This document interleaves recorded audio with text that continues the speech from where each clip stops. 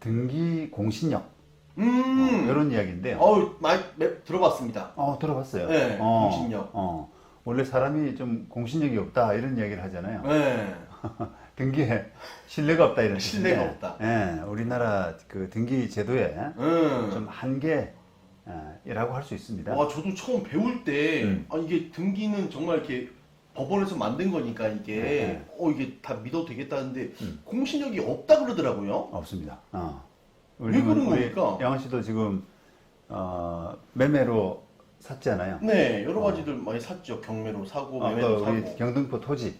예. 그 샀지 않습니까? 예. 제가 소송도 담당하고 있고. 네네네. 그 소유권 자로서 이제 취득했다는 걸 전제로 해서 뭐 건물 철거 소송도 하고. 그렇죠. 지료 청구 소송도 하고. 그렇죠. 그렇게 하고 있다가 어느 날 갑자기 그 취득한 토지가 무효가 될 수 있다는 거예요.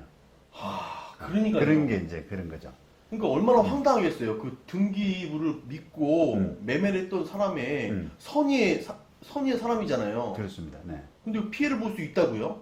그렇죠. 그래서 이제 등기 공신력이 굉장히 좀 어떻게 보면 좀 무시무시한 그죠. 그렇죠. 우리가 등기부를 근거로 해가지고 뭐 그 사람이 뭐 본인인지 아닌지 또 대인인지 아닌지 뭐 이런 것들을 이제 확인해 나가는 그 약간의 어떤 기준점 그렇죠. 그런 게 등기인데 그 등기 자체가 이제 공신력이 없다 이렇게 되니까 그러니까요. 등기를 믿고 거래를 하는 건데. 네 그렇습니다. 네.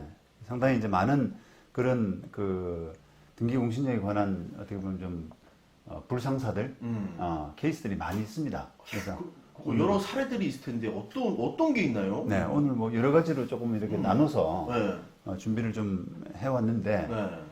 한번 보시죠 케이스를. 자 일단 그 첫 번째 사례 첫 번째 사례가 그 남양주 니코틴 살인 사건이라고 와. 들어보셨어요? 못 들어봤습니다. 2018년에 이제 판결 난 사건이고 아마 사건 자체는 2016년이나 뭐 17년에 있지 않았을까 싶은데 이게 굉장히 유명한 사건입니다 그 당시에. 이거 들은 것 같아요. 니코틴 원액으로. 맞습니다. 네. 이 니코틴으로 사람을 그러니까요. 죽였구나. 담배 피는 사람들, 야, 이거 이따가 우리 죽는 거 아니야? 그렇죠. 네. 그걸 이제 원액을 그냥 사람이 먹게 하면 그 죽는 그런 독약이죠 일종의. 그래서 독극물입니다. 맞습니다. 그래서 그 이제 여자가 자기 남자를 사귀던 남자를 내연남하고 이렇게 짜고 이게 죽인 니코틴 원액으로 죽인 살해한 그런 사건인데 이게 이제 공신력 등기 공신력하고 관련이 있습니다. 그러니까요. 네.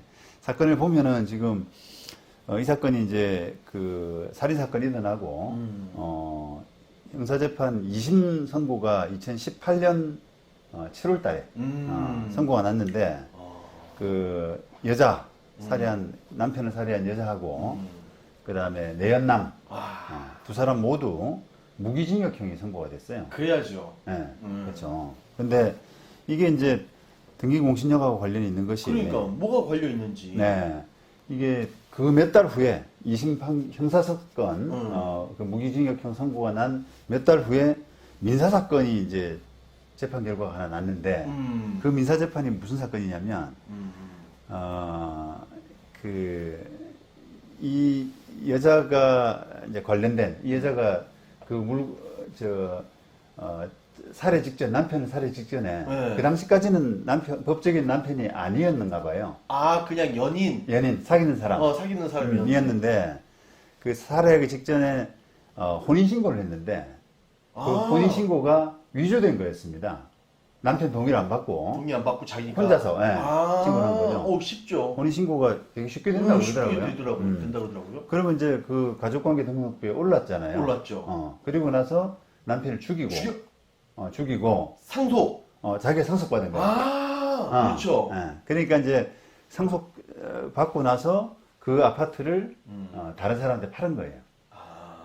그러다 보니까 이제 산 사람은 이제 선의의 매수자가 되는 거고. 모르죠. 예. 그런데 이제 그 민사소송을 누가 했느냐? 그 여자의 그 상속이 잘못된 거다라고 하고 여자가 없었으면 상속 받았을 사람.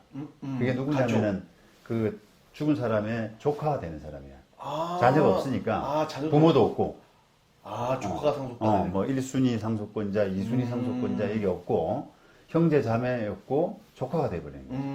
네, 그래서 그 조카가 그 아파트 산 사람을 상태로 등기 넘겨줘 이런 소송을 한 겁니다.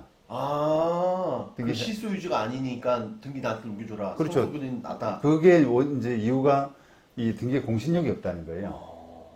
여자 앞으로 상속 등기가 되고 거쳐서 그 사람이 등기를 믿고 샀잖아요. 그런데 이게 원인무효다라고 하는 그런 주장입니다. 등기에 공신력이 없어서 원인무효이기 때문에 돌려줘라. 다만 이제 소송 그 어떤 형식 이런 부분에서 보통은 이렇게 말소 등기를 해도 되거든요. 말소 등기를 하고 자기가 이렇게 받아와도 되는데, 그러니까 최종 등기자가 지금 그 매수자이냐, 매수자가 그 여자에게 말소하고, 여자는 또 말소하고, 상속 말소하고, 그 다음에 자기 상속받고, 이렇게 해도 이제 되는데, 그러면 이제 소송은 등기 말소 소송이 되는데요.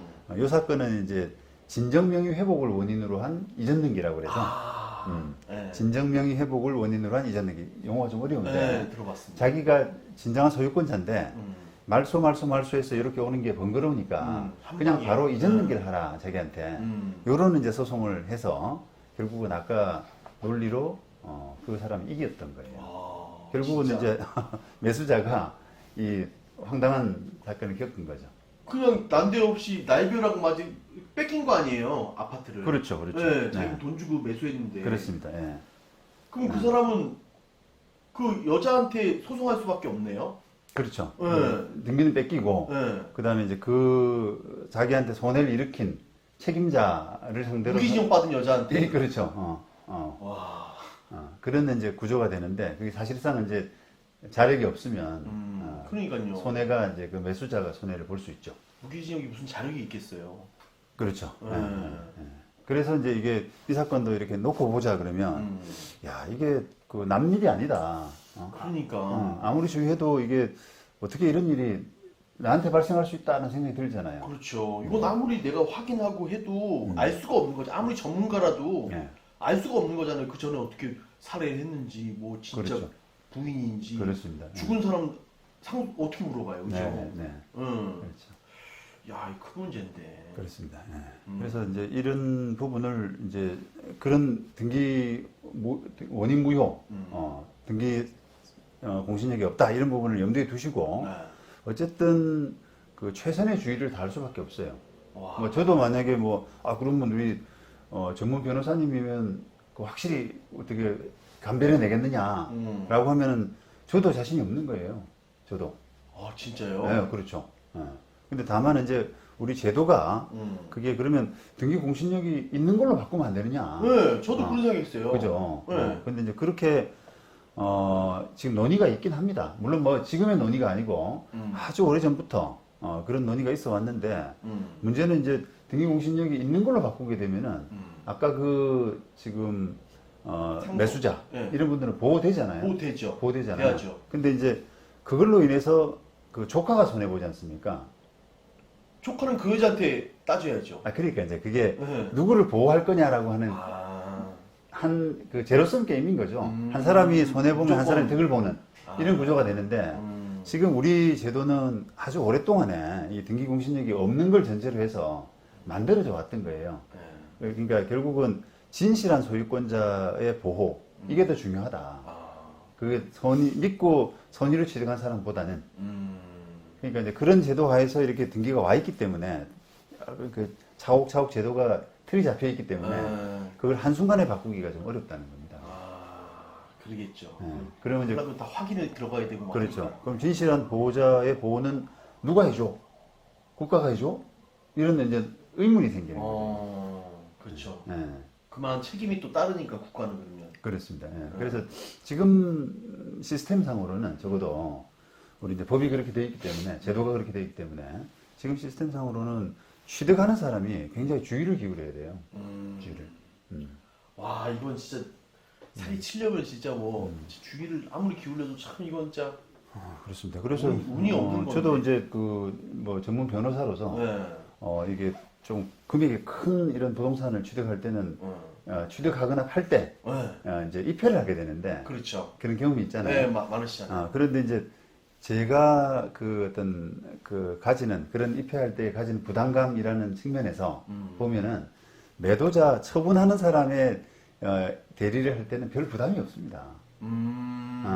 제가 뭐 보통은 아는 분이고 그다음에 그치. 모르는 분이라고 하더라도 뭐 그 사람이 그렇게 뭐 원인 무효가 있는지 아닌지까지 제가 확인해야 될 의무는 사실 없잖아요. 네, 그렇죠. 그러니까 그걸로 인해서 취득하는 사람이 손해를 볼지언정 사실 저한테 뭐 그게 시비를 걸기는 좀 어려운데 근데 매수자의 대리 또는 임차인의 대리, 입회 이런 분들을 위해서 입회하게 되면 부담이 상당히 커요.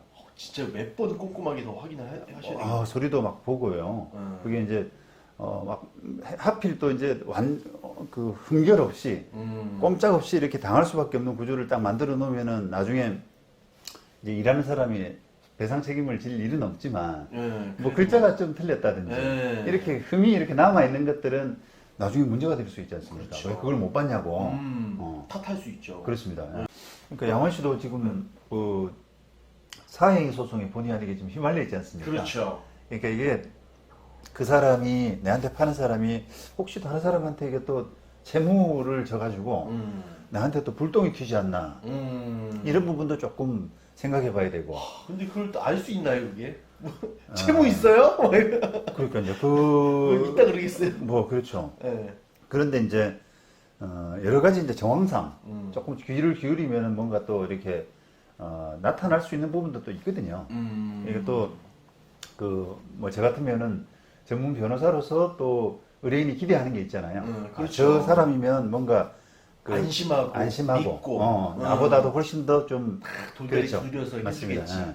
그런 이제 기대감이 있기 때문에 있죠. 그 기대감을 저버리지 않기 위해서 그렇죠. 그런 부담감이 사실 좀 있습니다. 그래서 이제 그 신경 쓰이는 부분 중에 하나가 또 등기 공신력 이런 부분이거든요. 취득했는데 마침 뭐 그 전부터 뭔가 원인 무효의 사유가 있어서 이거 저기 등기 등기 돌려줘야 되는 거 아닌가 이런 이제 부담들. 그러면 등기가 이게 큰 물건인데 팔려고 해요. 매도인이에요. 근데 등기가 매도인한테 넘어온 지가 뭐 몇 개월 안 됐다. 뭐 이런 건 약간 의심해 봐야 되겠네요. 그렇죠. 이게 이제 갑자기 팔라 그런 거니까. 네, 맞습니다. 취득한 지 얼마 안 됐으면 저거 왜 저러지라고 하는 부분도 생각해 볼 필요가 있습니다. 그래서 차차 이제 뭐 또 다른 케이스 소개하면서 그런 유의사항들은 케이스를 통해서 한번 보시면 되겠습니다. 또 그럼 또 다른 사례도 있나요? 이런 거 말고? 여기 지금 제가 케이스를 몇 개를 준비했는데 네. 그 다음 사례를 한번 소개해 보겠습니다. 네.